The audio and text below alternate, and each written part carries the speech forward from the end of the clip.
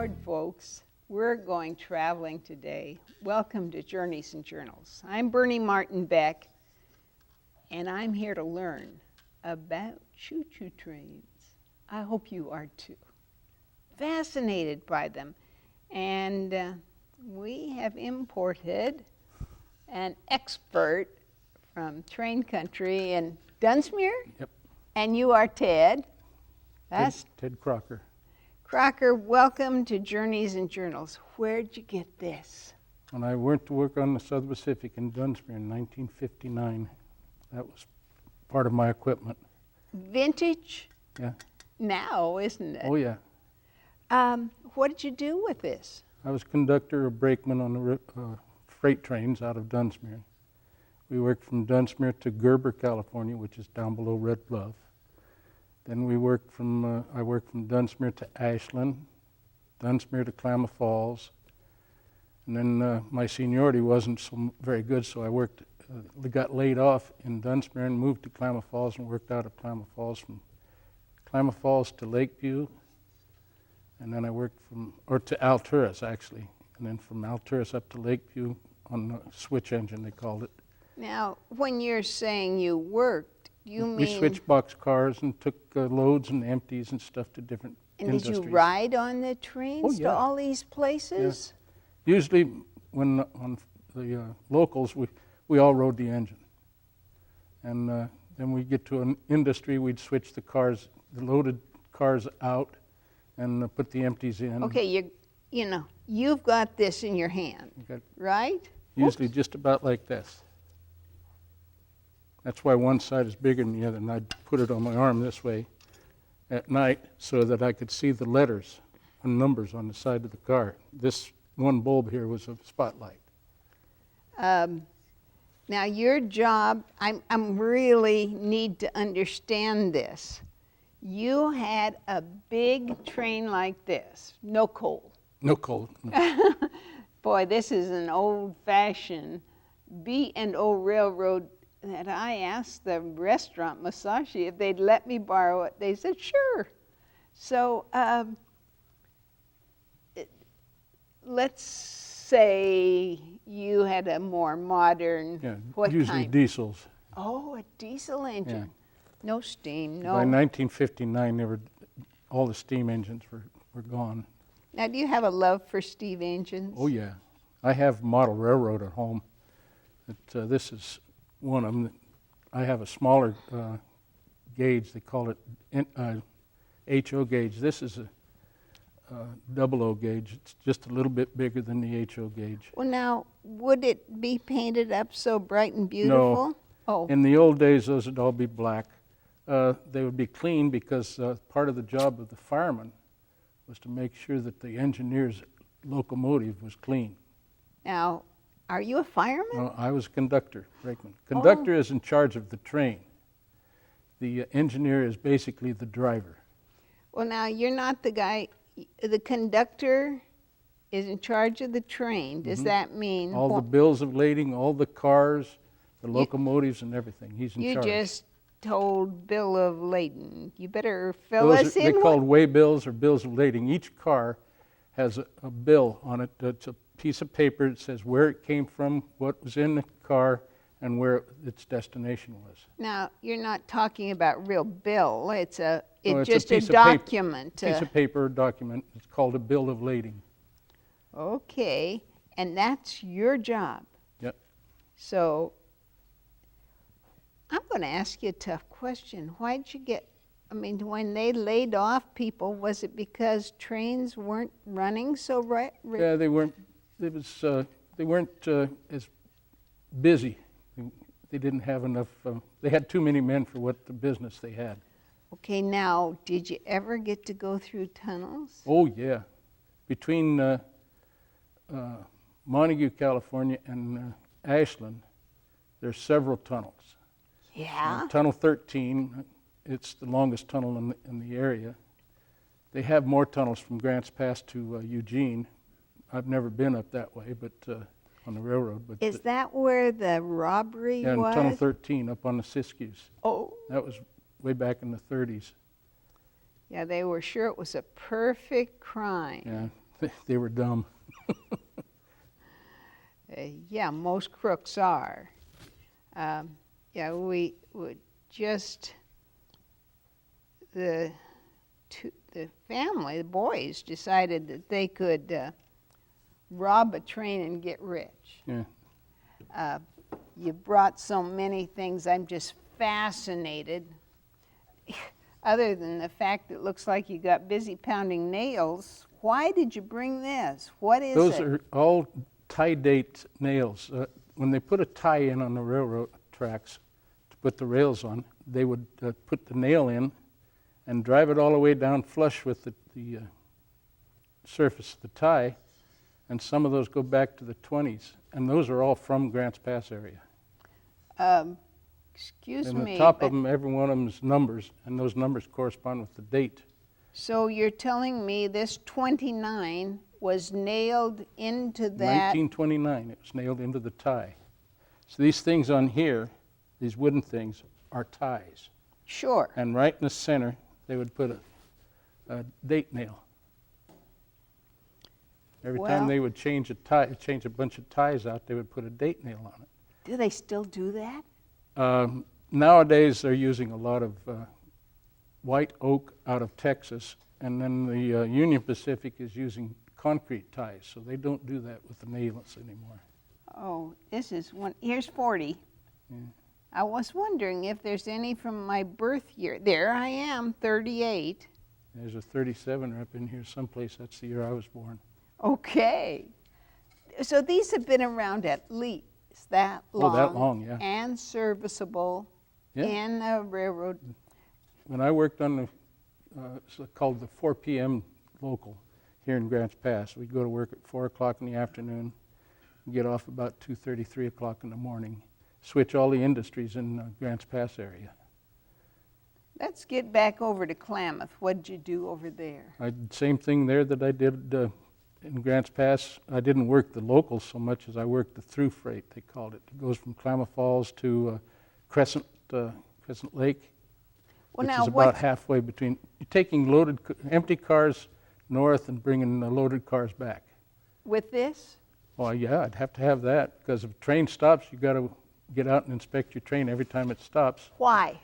Well, because the roller bearings, or the wheels, each one of the wheels on these cars have bearings in them, and sometimes they'll get hot.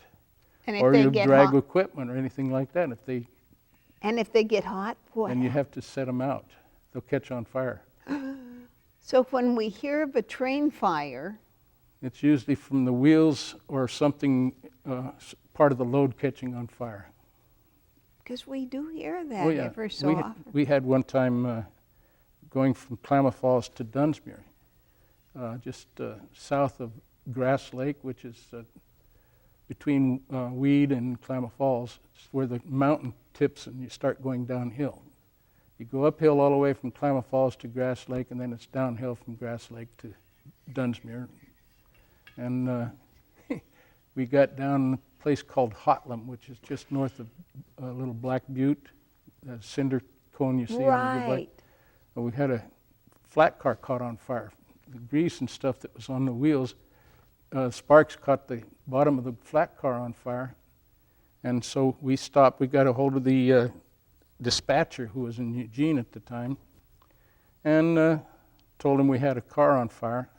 So he gave us permission to stop and tie up all the tracks and everything. No trains could come near us. When you say tie up, you That mean means that no trains could come around. you put a Put a stop halt on it. sign. Yeah, stop out there. So normally you'd have to protect yourself by having the flagman, the rear brakeman, the one that was in the caboose. He would stand behind the caboose and with a flag, and he would stop any train from coming. Well, when the dispatcher is in charge, he stopped everything and gave us permission to go check this car out. We got down there, and this brakeman, the other brakeman, and the conductor and I walked down, and this brakeman climbed up on the top of this carload of 2x4s, and the car was burning pretty good. We were afraid it was going to catch the 2x4s on fire, and then we'd have a real problem. And Sure. it just so happened to be there was borate tanker airplane over at Montague at the airport, and they called them. He came over and bombed that car with the borate. Well, this character was up on top of the car, and he said, "Look, here comes a train. Here comes a plane." And we said, "You better get down. He's going to bomb you." And he bombed him, and he turned. It's pink. Really, his whole body was pink from the borate. And then pretty soon he comes back and he said, "Look, he's coming back again." He wouldn't get off the car, and they bombed him twice before we finally got him off the car. And they put the fire out that way. We went on to this little station, sighting of Hotlam, and we set that car out and tied it all down, secured it, tied the brakes and everything, secured it. And we put the train back together and went on to Dunsmuir. So you put it on a siding, or something, and just sort of left it there so that people could come up. We call them car knockers.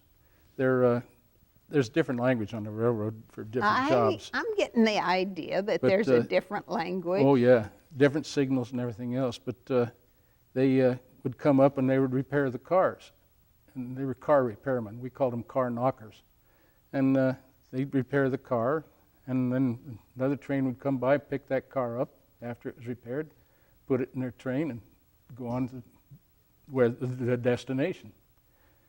And we just left it there and went on to finished our trip. And the guy that was up on that car and had all pink, he was pink when he got to Dunsmuir, which is about an hour and a half to 2 hours later. What happened to all the pink wood? We didn't care. I'm feeling like, am I holding this right? Yeah. Or, the reason why this one is shaped a little different, a little bigger here, is because I'm right-handed, and I'm always swinging the lamp to shine on different things.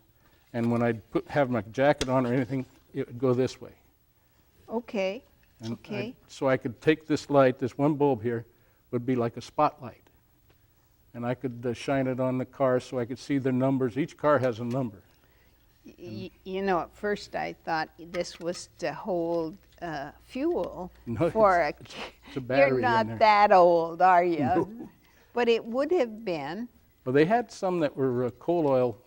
That was during my dad's time when he first went to work on the railroad in the early 30s. Where did your dad work? Out of Dunsmuir. Oh, Dunsmuir was a huge hub. It was a railroad hub. It was a division center. So I remember there were tracks.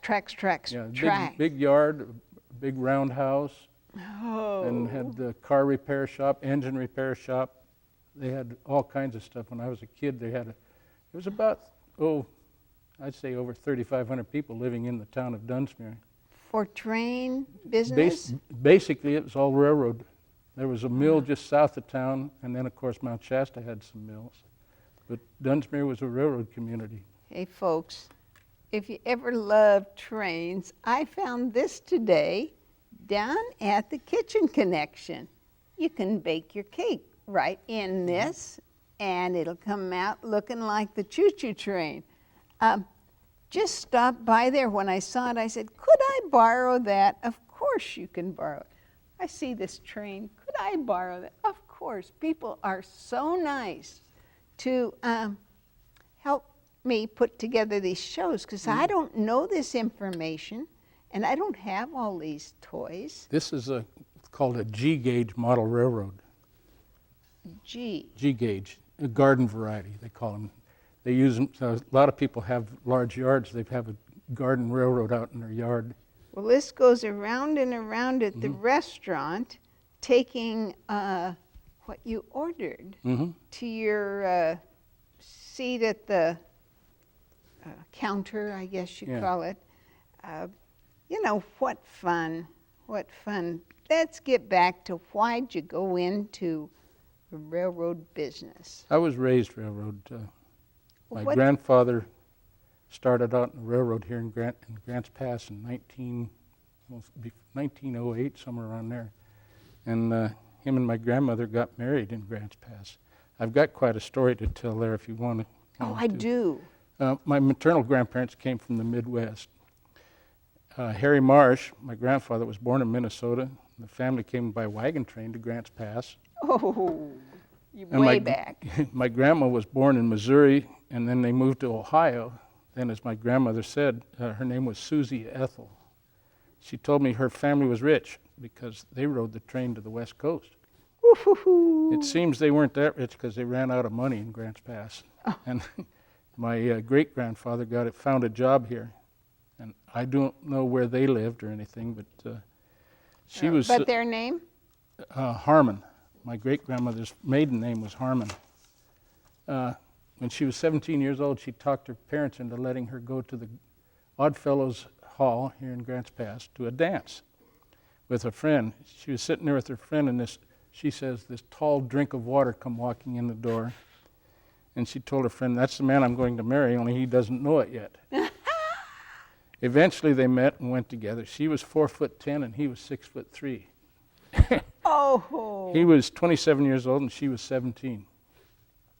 He bought some property, good flake, and told Ethel that when the house was finished they would get married. She told him he had to build a white picket fence around the place first, so he did. Oh, she might have been little, but she told him what to do and when to do it. The place is about where the downtown Safeway is now, here in Grants Pass, next to the railroad tracks. Of course. Harry was employed as a fire watch on the Southern Pacific, which meant that he fired up all the boilers and everything else so that the locomotives had their steam up and ready to go when the crews came to work. So he'd come hours early? That was his job, was to keep the steam in the boilers, keep the steam all fired up and everything. And in those days, they used wood on the trains.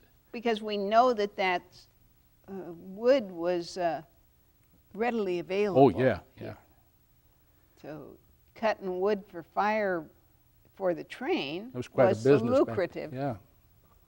Eventually, he became a locomotive fireman, long enough for them to handle. Long enough for them to handle. And, because it gets pretty heavy after you're doing that for several hours, throwing wood in the fire.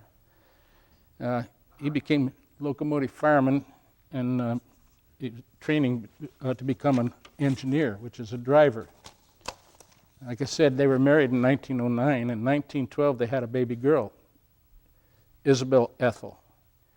Harry was sent by the railroad to a little town called Pusher, which is now Dunsmuir. Oh, really?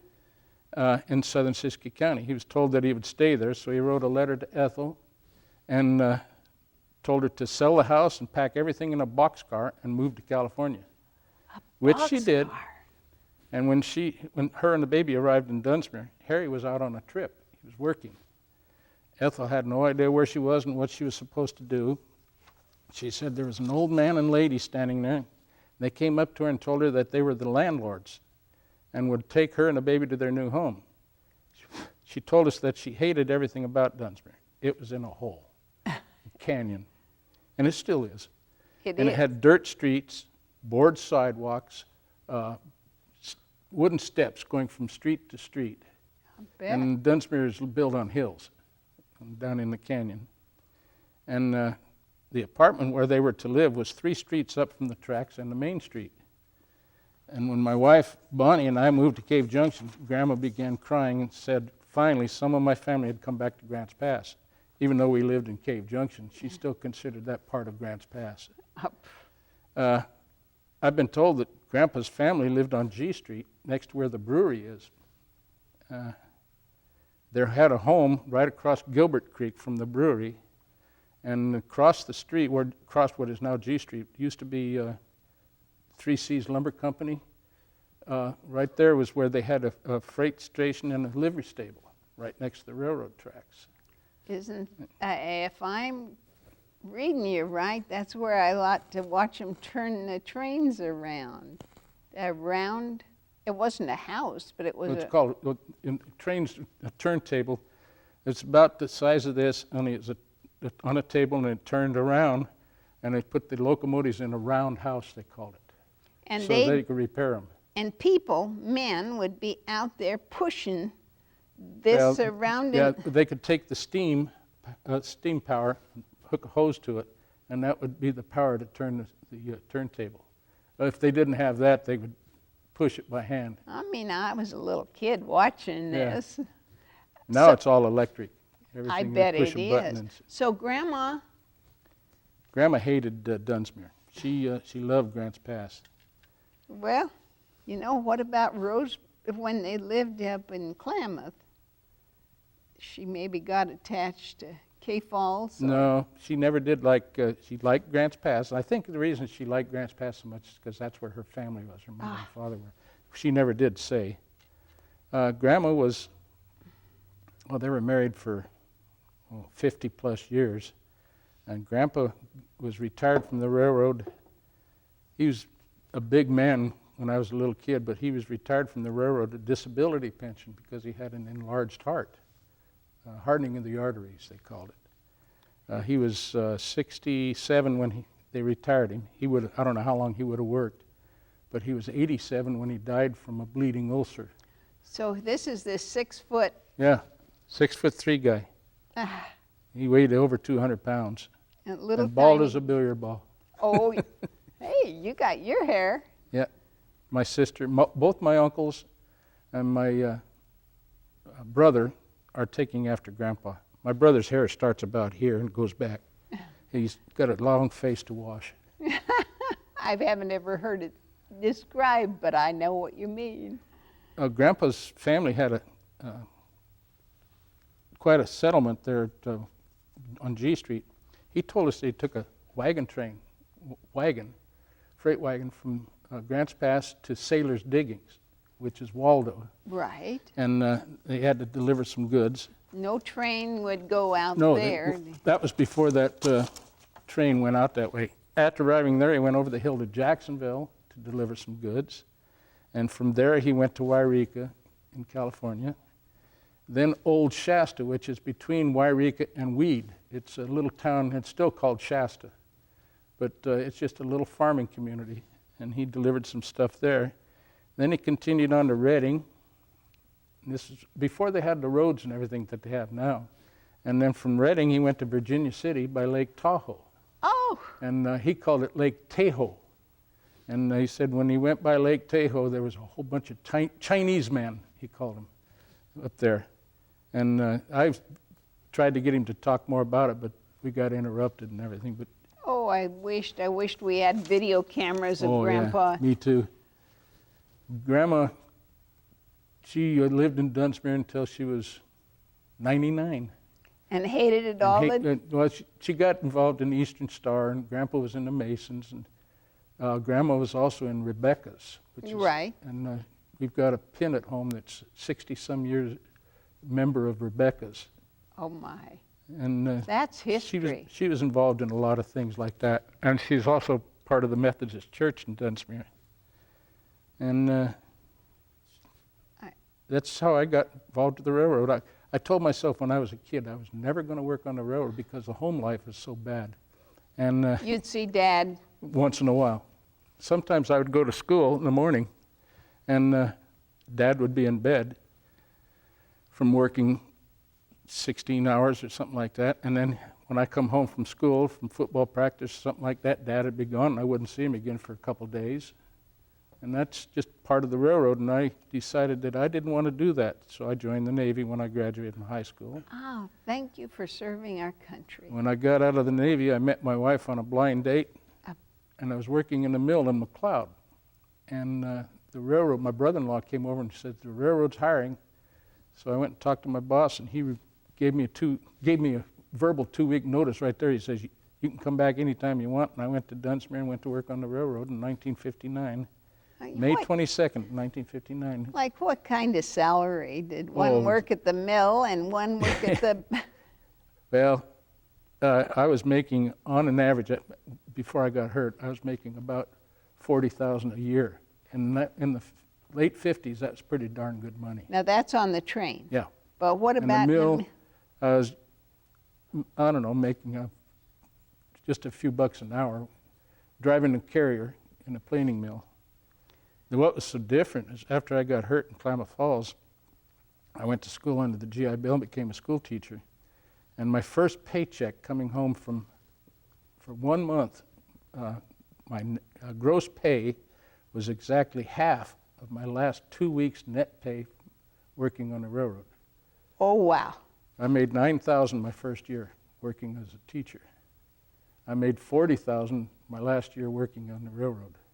Oh, my. That's quite a difference. That is. You taught what? I taught social studies, world history, U.S. history, classroom driver's ed. I wouldn't get behind the wheel with anybody, even my own kids. I didn't. I had enough of that. I love your story. You have told us so much about the way it was and brought us these treasures. I want to thank you. Can you give us, in a 1 minute, wrap up a career of railroad talk? Railroad talk, you mean what, the language? Well, they have a siding, and that's where a train would go into the siding, and another train would either pass it or meet it there. They have spurs, which is a little track off of the siding, and they had signals for that. You'd reach back and hit your heel. That meant you put it on the spur, put the car on the spur. 1, 2, 3, like this. 4, 5, 6, 7, you're shaking dice. See, 6, 7, 8, 9, 10, like this. And this, they had all kinds of signals. That means belly good, just like out in the woods. You're teaching me a new language. When I was teaching and coaching, had this one brakeman, one player. It was my defensive captain, and I taught him some of my signals. And I would stand over there, and I'd give him 5, like this. I go 5, and he knew that was 5-3 for defense. And great. The other coach couldn't figure out what signals I was giving. Oh, all aboard. Thank you for being my guest. No problem. Did That is, when you're right? ringing it back and forth like that, is stop. Oh, I guess that's the sign I meant. Thanks for tuning in to Journeys and Journals. Thanks for traveling with us. All aboard.